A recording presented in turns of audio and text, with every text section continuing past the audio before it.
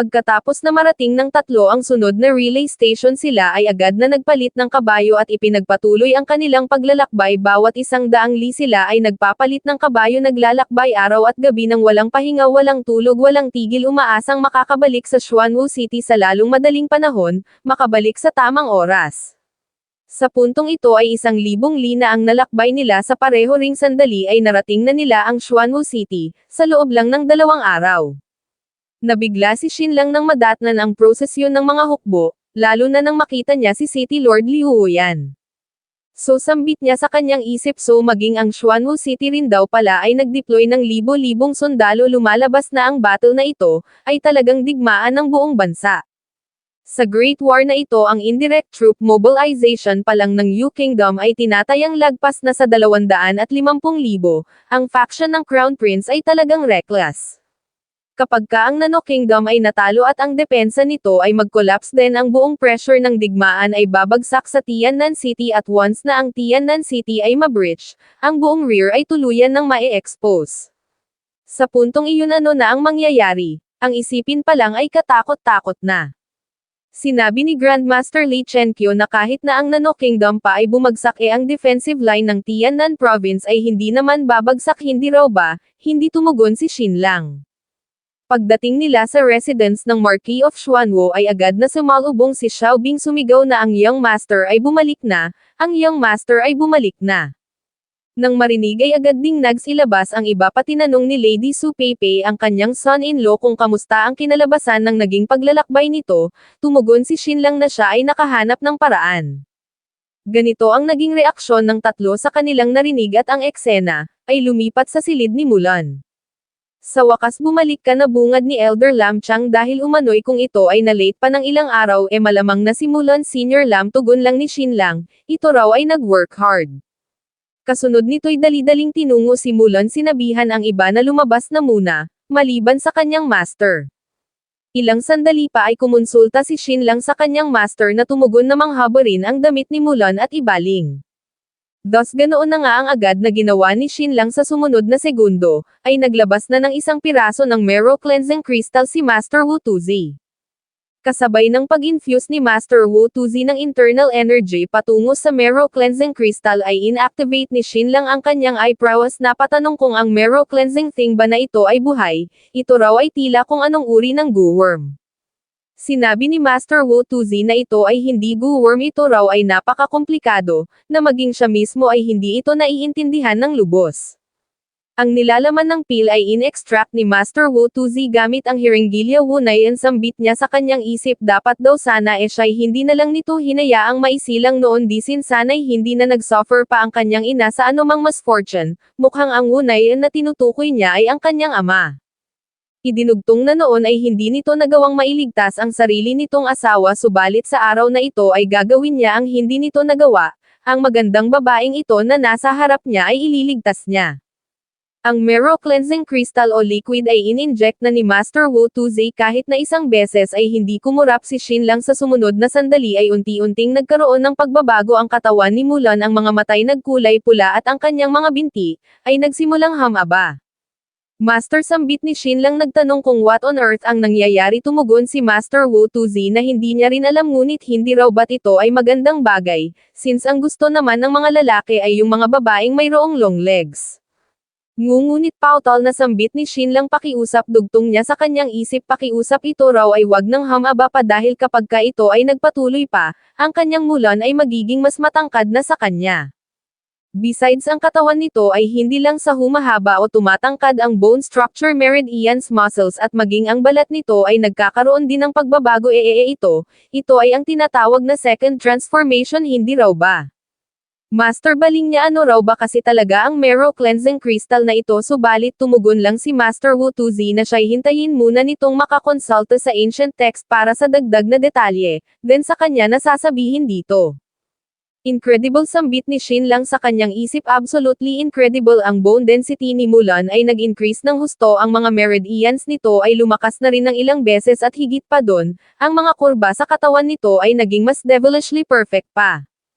Master, tanong niya ni ang bloodline transformation daw ba na ito ay kino-konsidera kung ano ang iisipin ng asawa ng babae ha, tugon ni Master Wu Tuzi, para sa perspective nito marahil ang transformed figure na ito ng asawa nito ay naging mas suitable pa sa kalibugan nito, subalit sa kanyang perspective, ang bodily transformation na ito ay meant upang ito'y maging mas suitable pa sa combat. Teka lang, sambit ni Shin lang nang mayroong mapagtanto, ano ang mukha raw ba ni Mulan ay magkakaroon din ng pagbabago, pakiusap wag, sapagkat ang kanyang Mulan ay perfect na. Gayunpaman, nang matuon ang kanyang paningin sa mukha ni Mulan ay kinain niya rin ang kanyang kataga dahil umano'y ang itsurang ito ni Mulan ay lubhang napakaganda. Ning Hanzong Shishi, ang mga ito raw ay tumabi na sapagkat magmula sa araw na ito ay kanya nang idinideklara na ang kanyang wife na si Mulan ay ang siya ng number 1 beauty ng Yu Kingdom. Makalipas ang isang oras ay ganito na ang naging anyo ni Mulan, napansin ni Shin lang na ang laman at muscles nito ay actually tumigas, na patanong kung ang pagbabagong ito ba ay ultimately good or bad. Master, baling niya, so sinasabi raw ba nito na ang anyo ngayon ni Mulan ay ang anyo ng mga ancient human race, tumugon si Master Wu Tuzi, na mayroong kaunting pagkakahawig. Ang mga tao ng ancient civilization, lahad naman ni Shin lang, hindi raw ba kaya na ang itsura ng mga iyon ay ibang-iba kumpara sa itsura na mayroon sila ngayon, tumugon si Master Wu Tuzi, na sa mga ancient records ay talagang mayroong descriptions ng partikular na human appearances. Perhaps upang maka-adapt ng mas mainam sa combat ang mga ancient humans, ay mas perfectly develop sa ilang partikular na aspeto kumpara sa modernong mga tao. Furthermore, ang mga iyon ay higit na mas matatangkad, at nagtataglay ng mas defined na feature kumpara sa mga tao ng kasalukuyang era.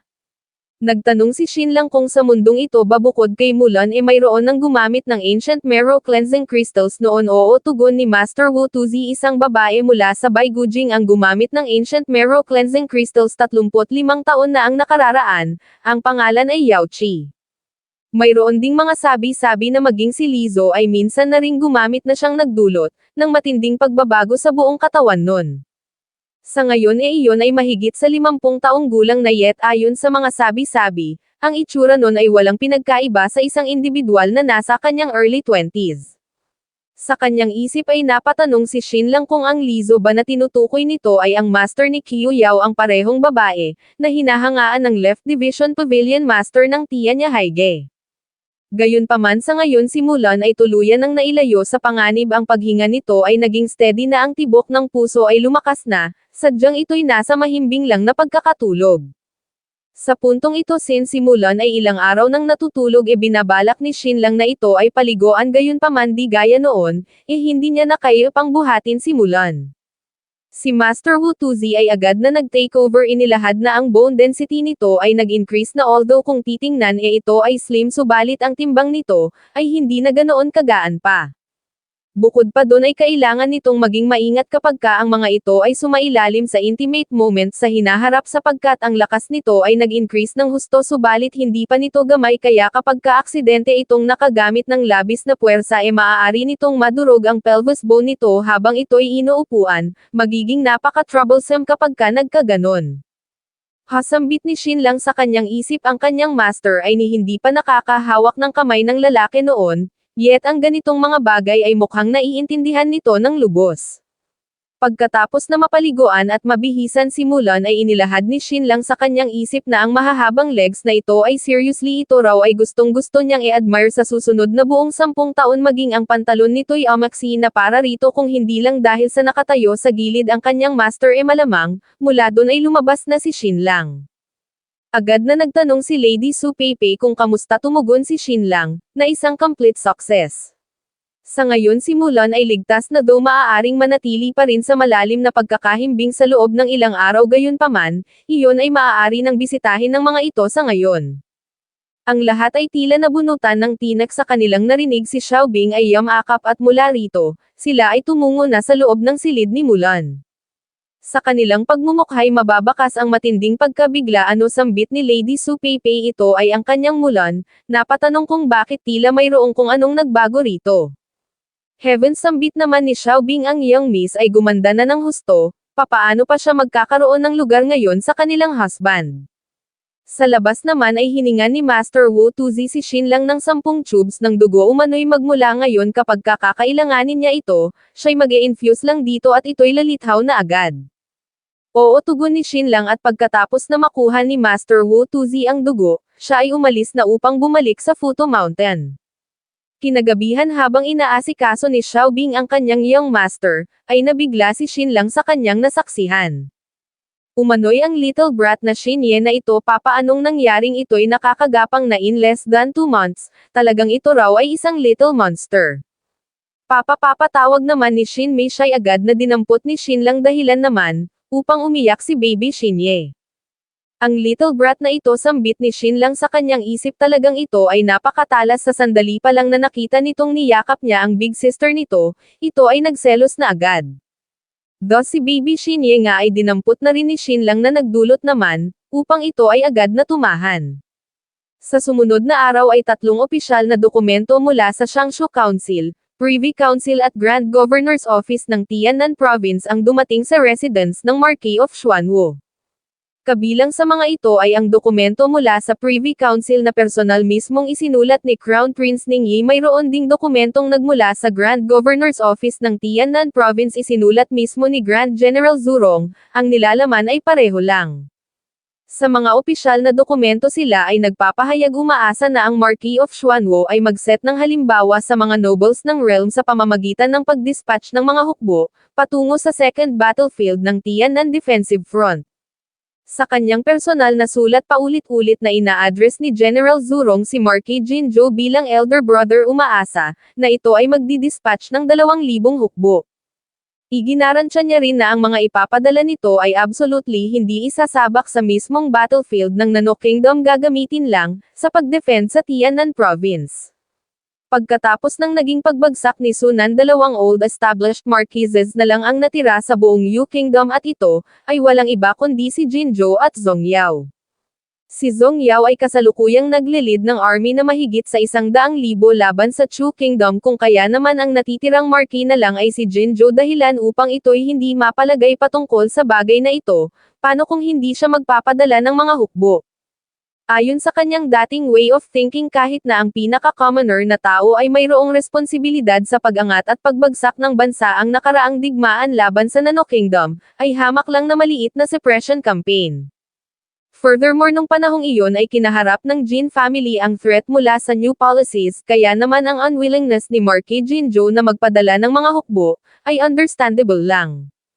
Gayunpaman sa pagkakataong ito ang digmaang ito ay nakatali na mismo sa magiging kapalaran ng bansa, kung kaya naman si Marquis Jinzhou ay nahihirapang tumanggi. Sa puntong ito ay tinanong niya ang opinyon ng kanyang son-in-law. Father-in-law lahad ni Xinlang ang bagay na ito ay maaari naman nitong i-ignore na lang sapagkat ang digmaang ito laban sa Nano Kingdom ang lahat ay nililid ng faction ng Crown Prince, kaya hindi na kailangang i-involve pa nila ang kanilang mga sarili sa excitement na ito. Langer tanong ni Marquis Jinzhou sa tingin daw ba nito, ang battle na ito ay mauuwi sa defeat. Tumugon si Xinlang na para sa digmaang ito ang Zhou family ay nagbuhos ng nakakalulang halaga ng pera mga supply, at political resources. Sa Nano Kingdom battlefield ay nagtipon ang mahigit sa 150,000 mga hukbo habang sa defensive line naman ng Tiannan Province ay nag-assemble ang dagdag na 100,250 mga sundalo lahat-lahat, tunay na isang massive undertaking. 250,000 hukbo laban sa 100,000 ng non-kingdom moreover sila ay ang siyang may hawak sa defensive side at mayroong maaasahang mga fortified cities kaya kahit na saang anggulo mo tingnan, ang tagumpay ay mukhang tiyak.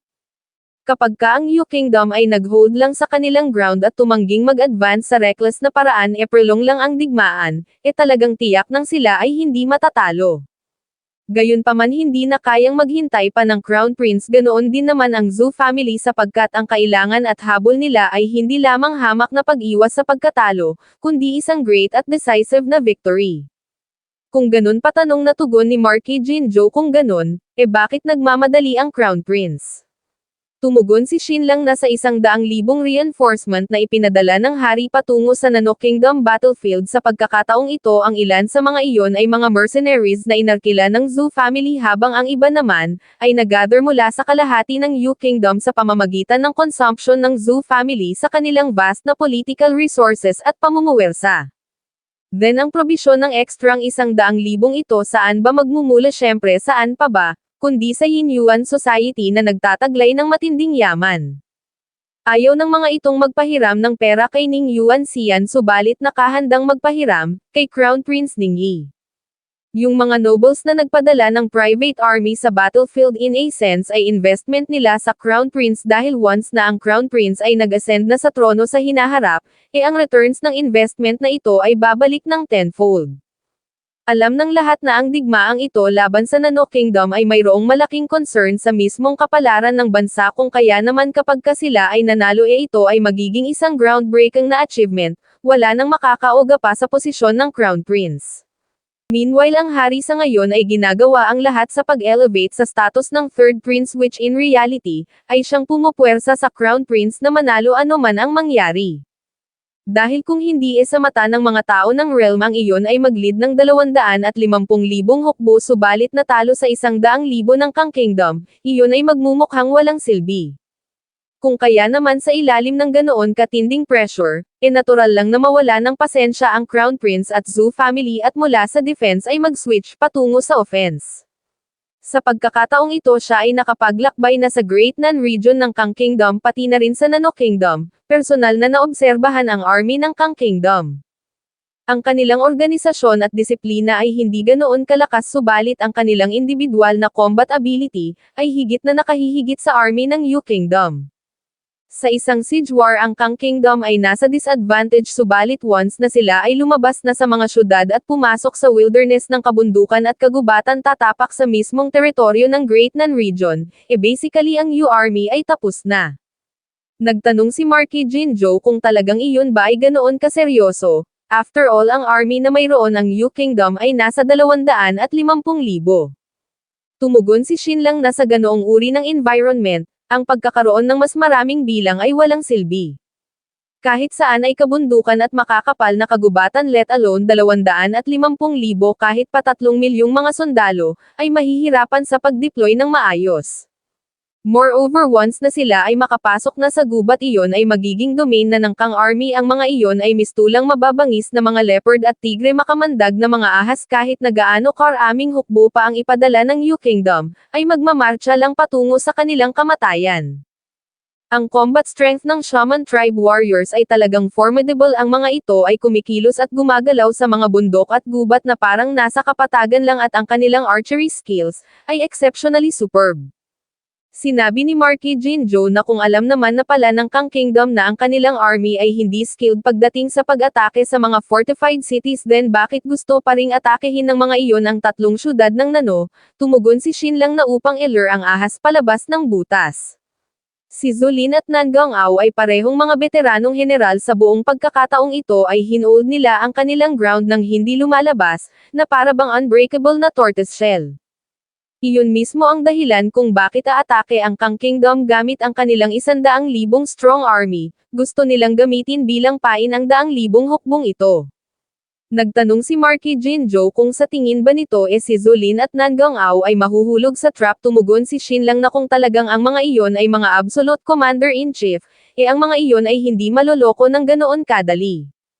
Ang mga iyon ay pawang napakaingat sa paggamit ng kanilang hukbo mas pipiliin pang hindi magkaroon ng merit, kaysa sa magkamali.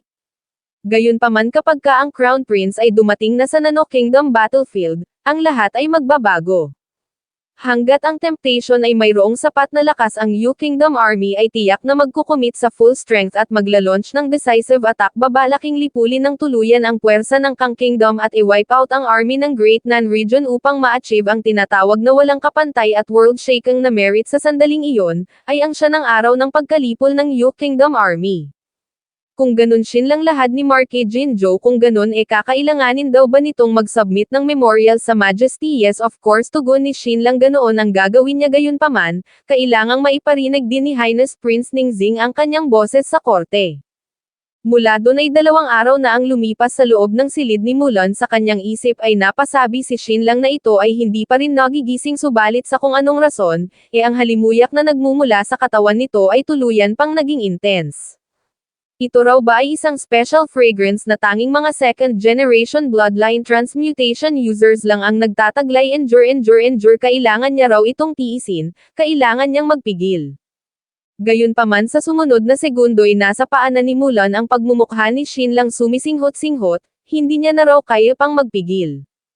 Ang kanyang asawa ay wala pa ring malay kapag ba mayroon siyang ginawang kung anong bagay sa ngayon iyon ba ay masyadong kahalimawan subalit ang atmosphere ay umabot na sa puntong ito kaya ang pagtigil sa gitna ay hindi rin appropriate, hindi raw ba? Moreover sila naman ay legal na mag-asawa kaya ang lumapit ng husto sa isa't isa ay napaka-normal lang, si Shin lang ay naglapat ng halik.